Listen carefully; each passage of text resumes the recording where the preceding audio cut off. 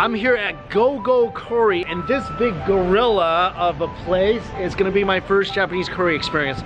Let's go. And just like the ramen place, there's a machine right at the entrance of the restaurant where you order all your curry. And I'm going for their #1 item, pork katsu curry. And of course, I'm gonna get extra large size. Actually, just changed my mind. They told me this is a combination of pork and chicken, and it's extra large. Going for this one.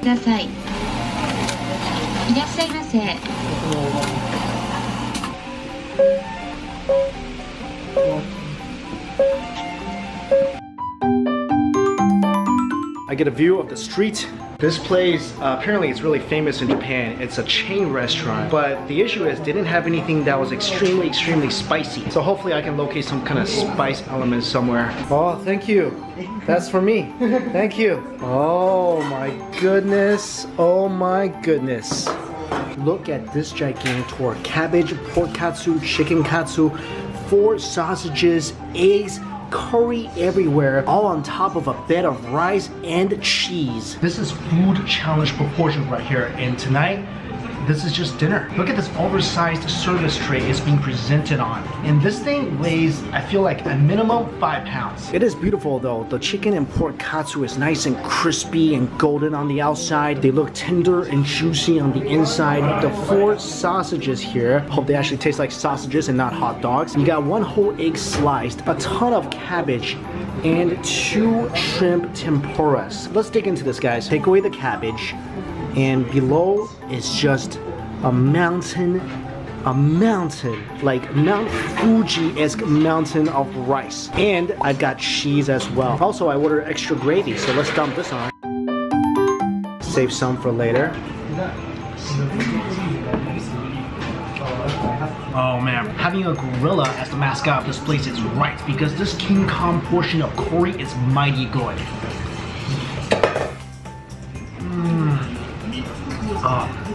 The curry is nice and thick. It's a little peppery, not too spicy. I wish there was pepper I could dump on this, but I feel like for the average person, this is spicy enough.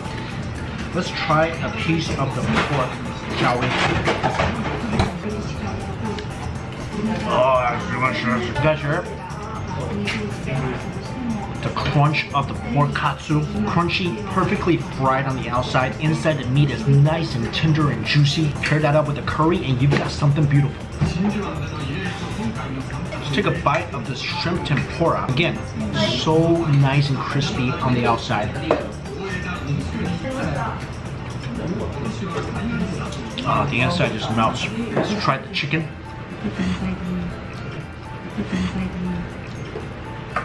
One thing I've got to say is, everything here that they fry perfectly. And I was really surprised that my local Japanese friends referred me here, because usually you don't refer chain restaurants to people. This is incredibly tasty, satisfying, and can I mention substantial?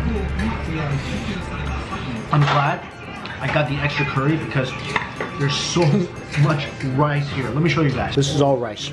And I'm about done with my katsu, and there's not enough curry left. I might need to go get more curry sauce. One thing I am kind of disappointed with is the amount of cheese. I thought this was going to be covered in cheese, and it wasn't. It just feels like there's a few strands of mozzarella, and that's about it. Here's the sausage.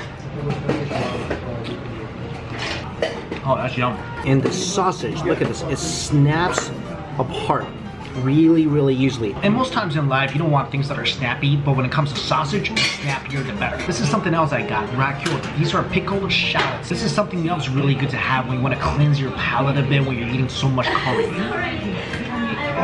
That's beautifully pickled, nice and garlicky. You know, guys, this might as well have been a food challenge because look at the size of this. And I'm almost halfway through. It's been about 10 minutes.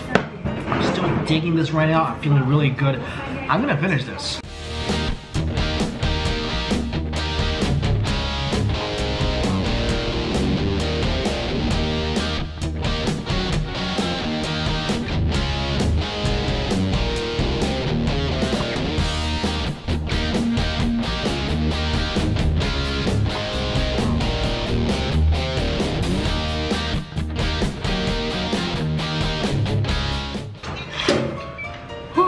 That curry was definitely delicious, and I took a big chunk out of it. There's just not enough curry sauce for all the rice that's on here, so I don't know if I could finish that little last bit, but hey, you're lucky, man. If challenge, you'd be going damn. But delicious curry, I just wish it was spicier, and I am done for today. After that huge serving tray of curry, I feel like it needs something. Need some desserts, and I'm thinking matcha. So I'm at the Green Cafe Style here in Sanjo, and what caught my eye about this place, besides the lovely ice cream and this beautiful cake, is this gold matcha ice cream. Really? Not saying I ever want to eat gold, but I'm just saying, that was eye-catching. This dessert I'm gonna have is gonna taste golden, literally. It is actually made of gold. Well, covered in a soft gold sheet. Now, I've seen this on TV, right? There's a lot of sundaes out there and drinks that has gold in them. When did people get so rich that one day they're sitting around going, you know what, I've got so much gold, I wonder what that tastes like. The one thing is certain, it is beautiful. Soft serve matcha ice cream with what looks like popped rice on the bottom, matcha jelly with matcha powder, a mochi, a matcha dango, and soft, tender tofu skin. I gotta find out what this gold tastes like. Look at this. This gold just dissolves with the ice cream. I was honestly actually considering whether if I should just like scoop up all the gold and just sell it somewhere. But here it is, my first time eating gold. And it tastes just like matcha because it has no flavor. I mean, what's gold supposed to taste like? Let me try to scoop up a little bit of gold on its own. There I go.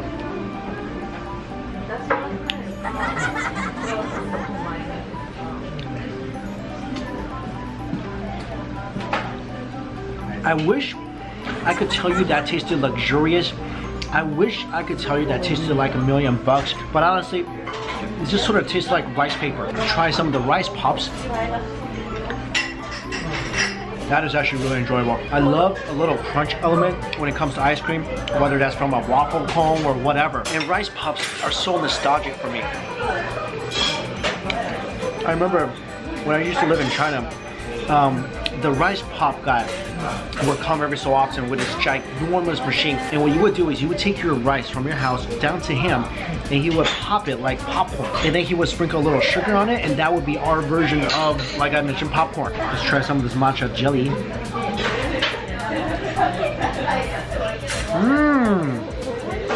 Oh, I like that very matcha. This jelly is very smooth, huge matcha flavor. I love the way it breaks down in my mouth, almost like half jelly, half pudding. And I never had tofu skin as a dessert item before. I'm gonna eat that with a little bit of ice cream. I've kind of stereotyped tofu skin a bit. To me, tofu skin should always be savory, and in a sweet dessert setting, I just can't, it just throws me for a loop. But this piece of mochi looks delicious. I like that, nice and light, not dense at all. Also, I'm kind of wondering, because usually a gold sundae costs, what, like hundreds of dollars, but this is only 1,200 yen, which is only about 10 bucks. So maybe the reason I don't taste any gold is because they gave me some fake gold. And that could be the reason I'm not tasting any luxury in the sundae. Or maybe it's because you're not supposed to eat gold. I mean, melt it into a bar, make some coins out of it, give yourself a nice pair of gold earrings. Don't eat it. I mean, you're literally turning something really, really valuable into, you know. All right, that's it. It has been a great and very, very, very substantial food day. So I'm ready to call it quits. Thank you guys so much for watching, and if you want to see what else I did on this trip besides eat, definitely check out my vlog channel. All that information is in my description box. If you like this video, please hit that like button. It would mean so much to me. Thank you all so much again for watching.